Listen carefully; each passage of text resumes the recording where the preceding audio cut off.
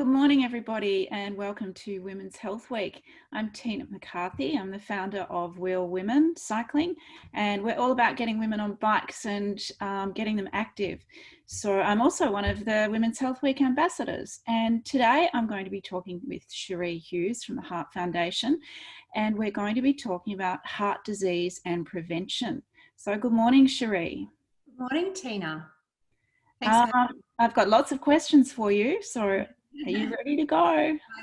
Yeah, I'm ready to go. Okay, cool. So my first question for you is, can you tell us a little bit about how heart disease affects women in particular? Yeah, sure.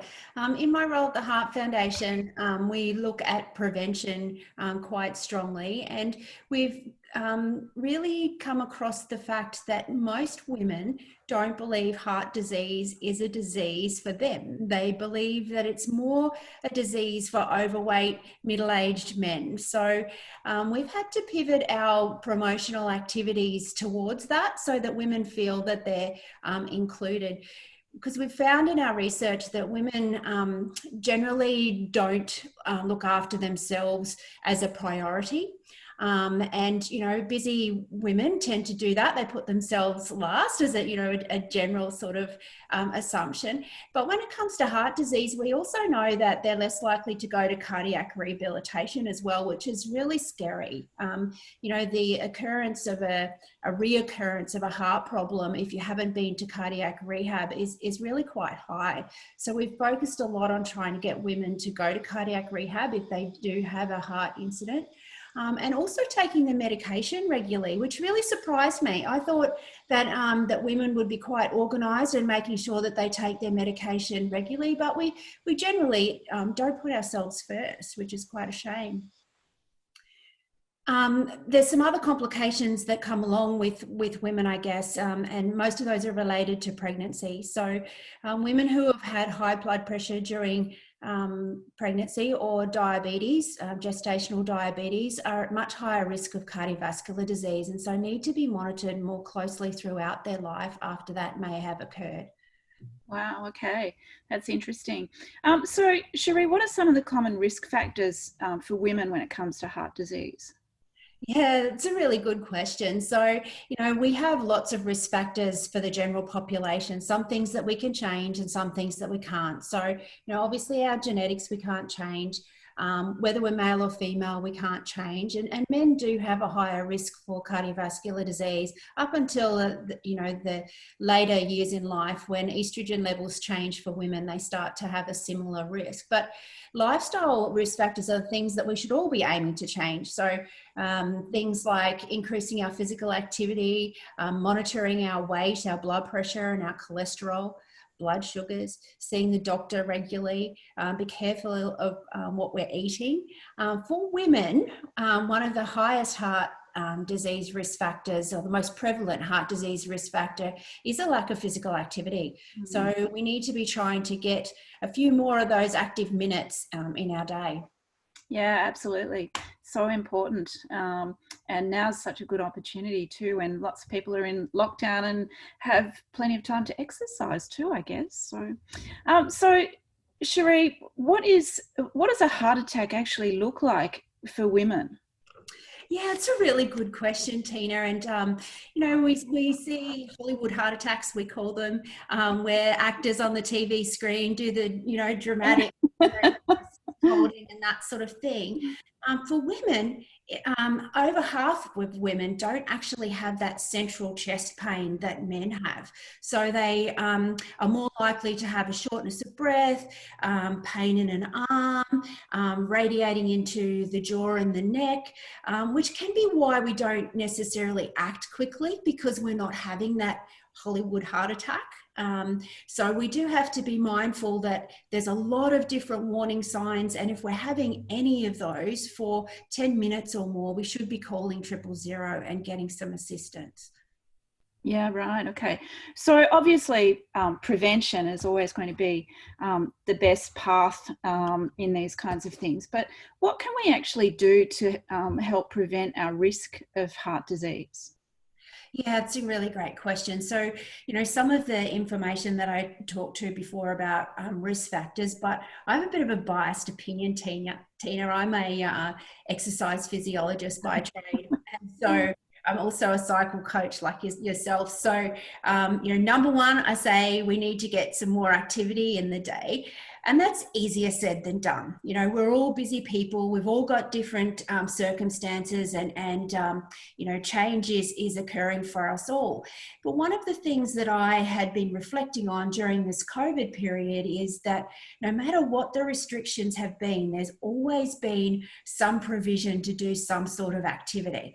And that says to Australians, women included, that physical activity is really important because we're going to give you the opportunity to be able to do that. So sure, we've been restricted on what we've maybe been able to do, and as bike riders, you know about that, but we've still been able to do some sort of activity, and I think there's a big lesson to be learnt there. So it doesn't have to be difficult.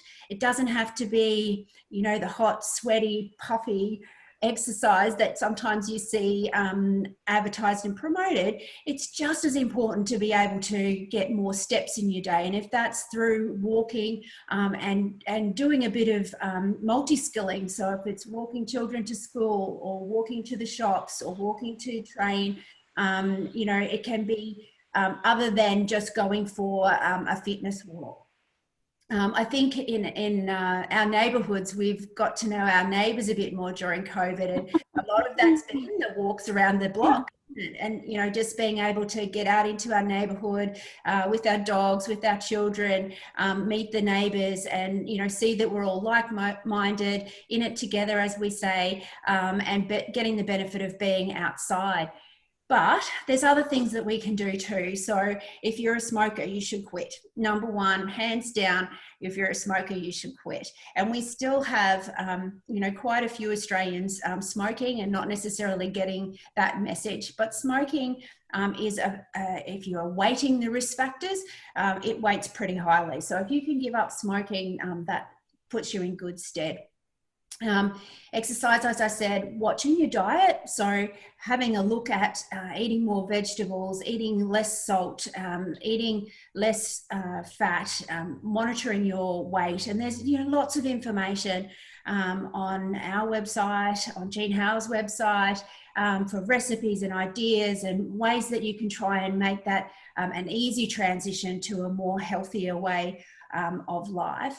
And also then keeping track of your risk factors. So we have a heart age calculator on our website, and I've found that really useful. You can go into that and you can just plug in your data, like how much you exercise, whether you smoke, what your weight is, what your height is, things like that. And it will give you heart age relative to your real age.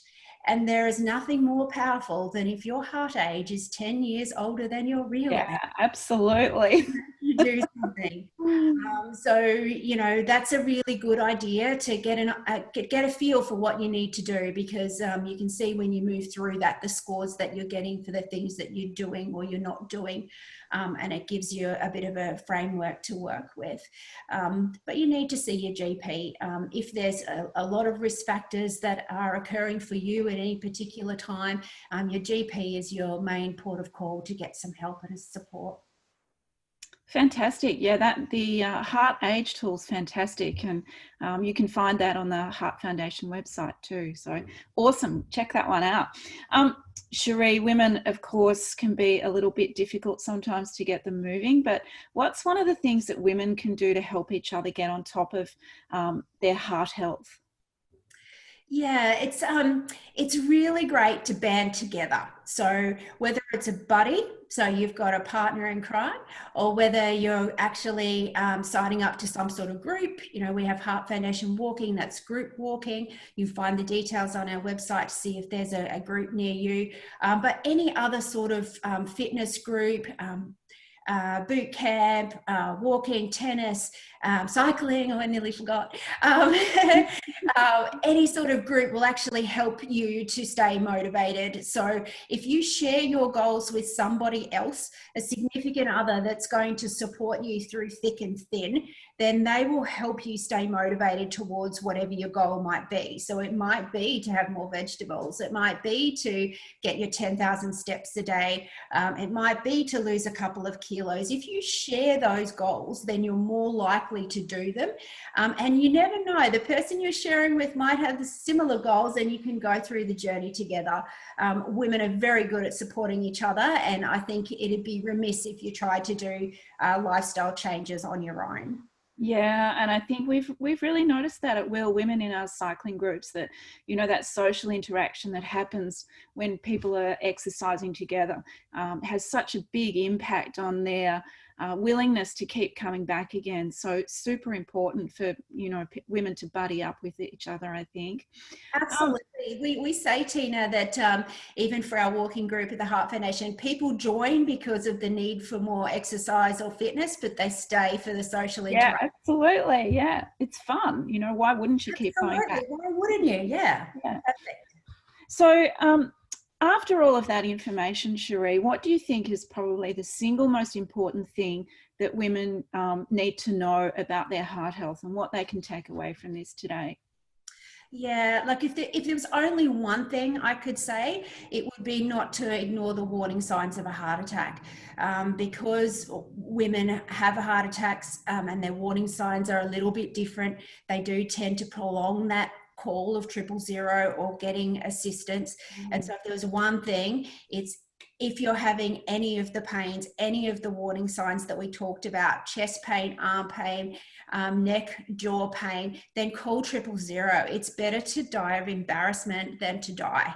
And it's really powerful stuff. The ambulance officers are there to help, and the research shows the sooner you can get that help, the better your outcome is.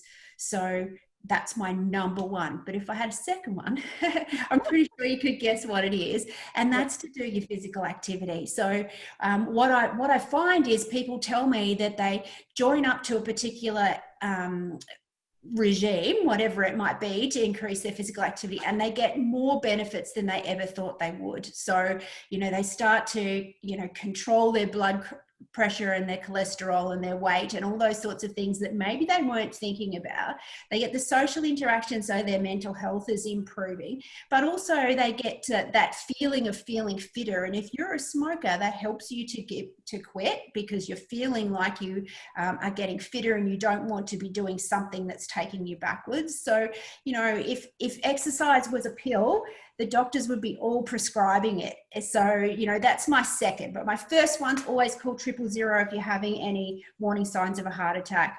And second, get out there and do some activity. Yeah, there's no question about, the physical activity and how much fun it is just to be with the gang and cycling around. But, it's the physical benefits and the mental health benefits that come from physical activity. It's just awesome.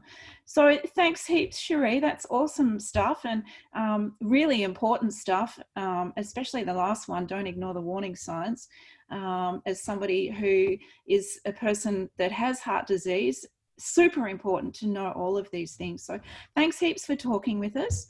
And I hope that all the listeners and watchers will join us tomorrow for day 3 of Women's Health Week. And we'll be talking about bladder and bowel health with Jean Hale's naturopath Sandra Villela, and also award-winning author Karen Inge. So hope everyone can join us. So thanks heaps, Sheree, and see you later. Thanks, Tina.